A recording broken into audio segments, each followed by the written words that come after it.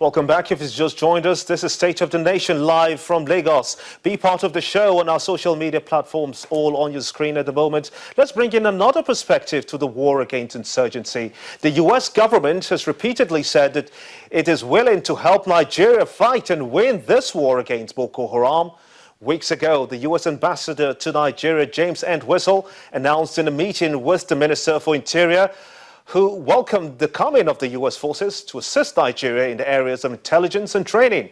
The American soldiers are expected this January. Colonel Yomi Dare, retired, of course, joins me live now in the set to discuss this further. I want to thank you so much indeed for your time. Thank you, Jimbo. Now, what kind of training do you suppose the American government should institute for Nigeria at this time to further win this war that is called, with a caveat, a halfway victory, you could call it that? Well, I want to believe that there has been a lot of confusion in terms of the way we use the word insurgency, terrorism. You know, we kind of mix them up, you know. But be that as it may, whatever support we can get from the international community at this point in time, I think makes a lot of sense, especially coming from the United States of America.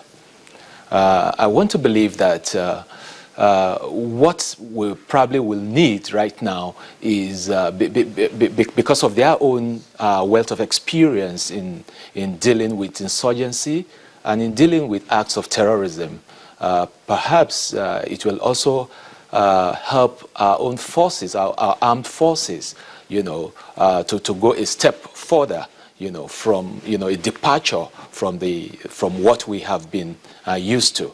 Of course, you know that terrorism is something, I mean, insurgency rather, is something new in this part of the world, you know, and even though we are trying our best, but it will be a welcome idea if they agree to collaborate and train our forces. You did hear the president's media chart when he talked about the efforts of the Nigerian government and the forces to defeat Boko Haram. And one very important issue came up, the issue of the Chibok girls. Does it cut across to you that the Chibok girls, by any means, can be gotten back? That's a very, very dicey one, I must confess. Because for all you care, the terrorists too, you know, during training, we are told to also take up, you know, put yourself in the position of the enemy. The enemy is equally trained. The enemy also has tactics. They know tactics too.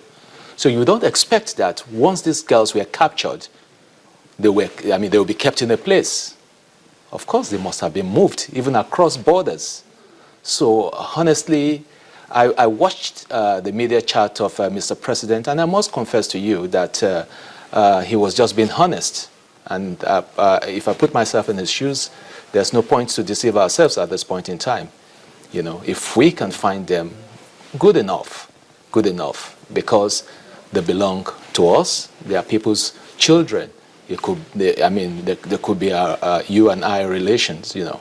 Yeah. So we continue to be hopeful.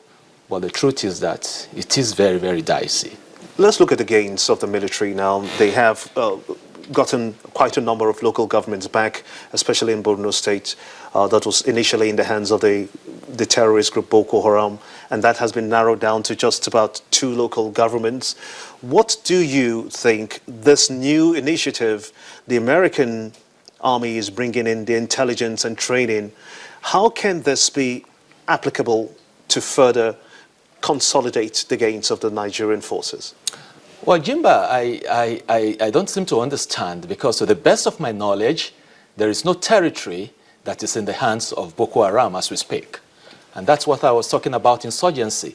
If you look at the meaning of insurgency, well, terrorism, it's an insurgency. Insurgency is when, you know, they take your territory. But as we speak, I don't think we have a territory that is in the hands of insurgents right now. Everything has been taken back. What we are experiencing is acts of terrorism. And of course, that will continue, you know. But efforts must be made to bring it to the barest minimum. But you cannot rule that out. What then is this intelligence expected to achieve?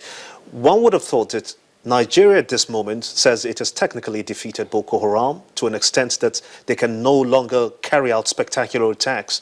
That's according to the Minister for Information and Culture, Alhaji Lai Mohammed. But what we have now is pockets of violence here and there and bombings. Is this intelligence able to contain this?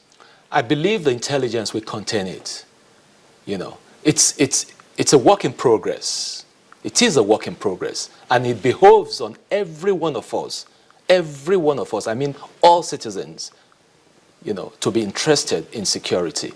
We must not be complacent. We must not go to bed, you know, and say, you know, security is in the hands of the military, security is in the hands of the police or uniformed people. Security is everybody's business. The Ministry of Information, the National Orientation Agency, they should step up their game such that everybody, even a little child, should be able to identify, you know, an IED, an explosive, and be able to raise an alarm when such is found. It's not a situation whereby people have seen something that is that looks like an explosive and they are gathered there to watch.